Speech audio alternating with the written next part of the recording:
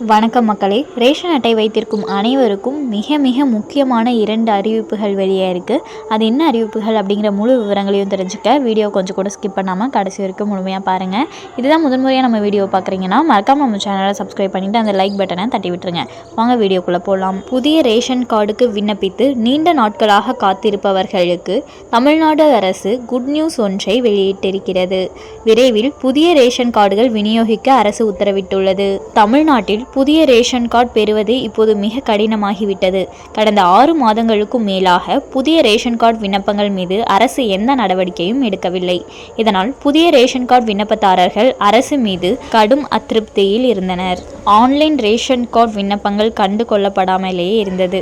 இது தொடர்பாக புகார்கள் அதிகரித்து வந்த நிலையில் இப்போது தமிழ்நாடு கூட்டுறவுத்துறை நடவடிக்கை எடுக்க தொடங்கி இருக்கிறது. உணவுப் பொருள் வழங்கல் துறை அமைச்சர் சக்கரபாணி இது தொடர்பாக உயர் அதிகாரிகள் அடங்கிய குழுவுடன் ஆலோசனை நடத்தினார்.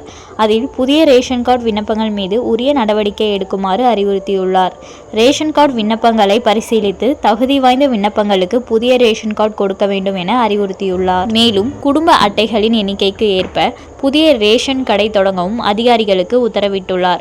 அமைச்சர் சக்கரபாணி எடுத்த இந்த நடவடிக்கை புதிய ரேஷன் கார்டு கோரி விண்ணப்பித்து காத்திருப்பவர்களுக்கு மகிழ்ச்சியை கொடுத்துள்ளது. அதன்படி உணவுப் பொருள் வழங்கல் துறை அதிகாரிகளும் ரேஷன் கார்டு விண்ணப்பங்கள் மீது பரிசீலனையை தொடங்கியுள்ளனர். விண்ணப்பதாரர்கள் கொடுத்துள்ள ஆவணங்கள் குறித்து கள ஆய்வும் நடத்தப்பட்டு வருகிறது. விசாரணையில் தகுதி வாய்ந்த விண்ணப்பங்கள் ஏற்றுக்கொள்ளப்படுகின்றன. ஒரே வீட்டில் இருந்தபடி ரேஷன் கார்டு அப்ளை செய்தவர்களின் விண்ணப்பங்கள் நிராகரிக்கப்படுகிறது.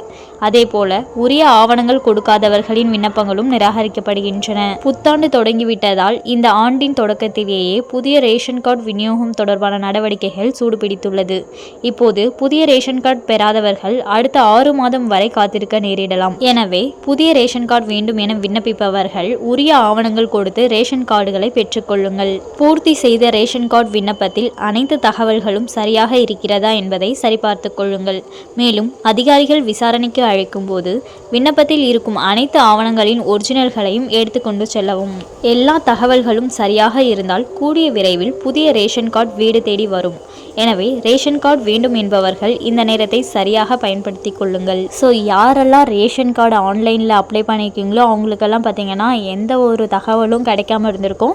ஸோ பார்த்தீங்கன்னா இப்போ உங்களோட ரேஷன் அட்டைக்கு உங்களோட விண்ணப்பங்களை பரிசீலித்து உங்களுக்கு ரேஷன் அட்டை வழங்குறதா முடிவெடுத்திருக்காங்க.